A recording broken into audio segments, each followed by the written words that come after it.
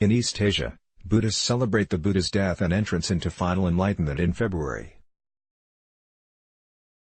But at my local Zen temple in North Carolina, the Buddha's enlightenment is commemorated during the holiday season of December, with a short talk for the children, a candlelight service and a potluck supper following the celebration. Welcome to Buddhism, American Style. Early influences. Buddhism entered into the American cultural consciousness in the late 19th century.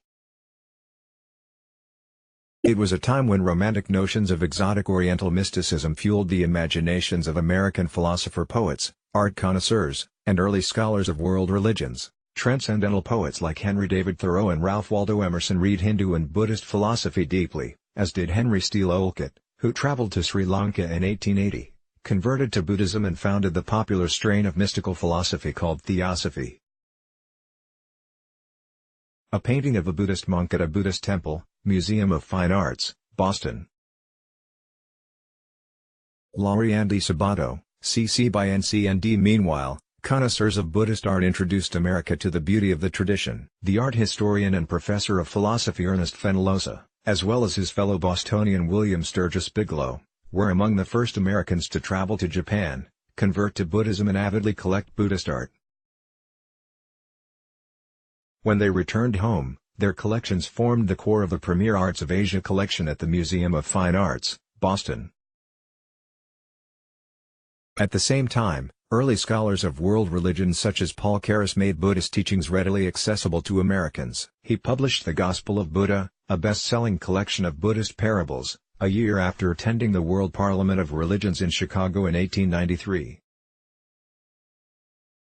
This was the first time in modern history that representatives from the world's major religions came together to learn about one another's spiritual traditions. The Buddhist delegation in Chicago included the Japanese Zen master Shakusoin and the Sri Lankan Buddhist reformer Anagarika Dharmapala, who himself had studied Western science and philosophy to modernize his own tradition.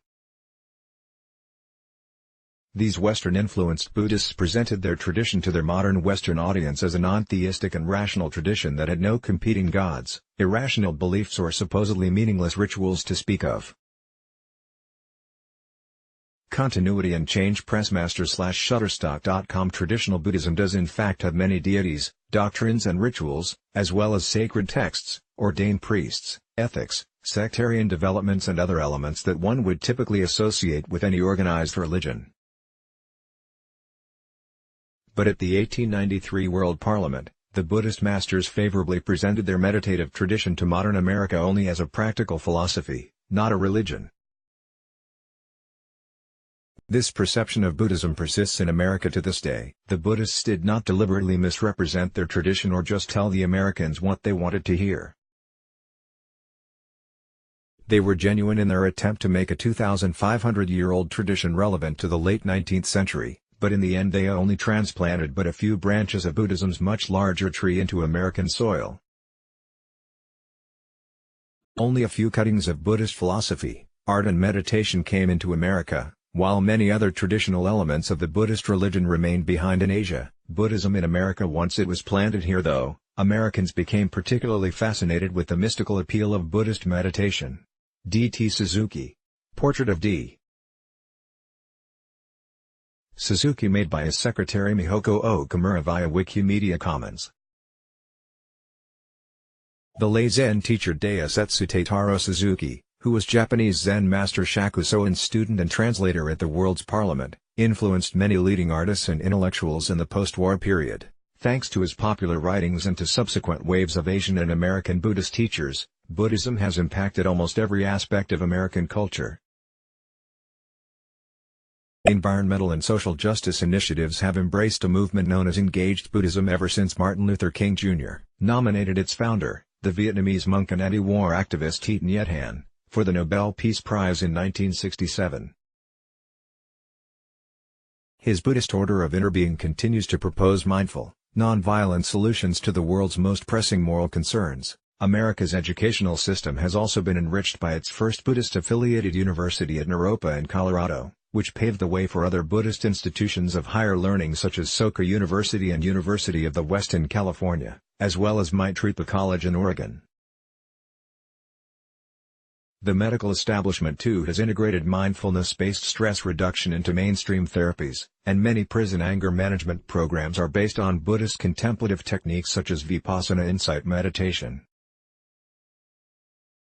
The same is true of the entertainment industry that has incorporated Buddhist themes into Hollywood blockbusters, such as The Matrix. Even professional athletics have used Zen coaching strategies and furthered America's understanding of Buddhism not as a religion but as a secular philosophy with broad applications. The exotic appeal Jack Kerouac, Geoth, but American secular Buddhism has also produced some unintended consequences. Suzuki's writings greatly influenced Jack Kerouac, the popular Beat Generation author of On the Road and the Dharma Bums.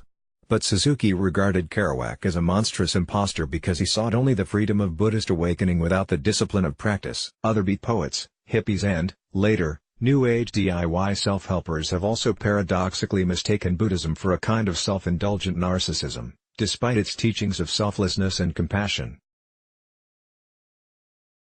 Still others have commercially exploited its exotic appeal to sell everything from Zen tea to Lucky Buddha beer, which is particularly ironic given Buddhism's traditional proscription against alcohol and other intoxicants. As a result, the popular construction of non-religious Buddhism has contributed much to the contemporary spiritual but not religious phenomenon, as well as to the secularized and commodified mindfulness movement in America. We may have only transplanted a fraction of the larger Bodhi tree of religious Buddhism in America, but our cutting has adapted and taken root in our secular, scientific and highly commercialized age. For better and for worse, it's Buddhism, American style. Editor's note: we have changed the lead image of the original piece showing Lama Sigala Rinpoche at Saki Monastery in Seattle, Washington, following allegations of Yule assault against him. Let's block ads. Why?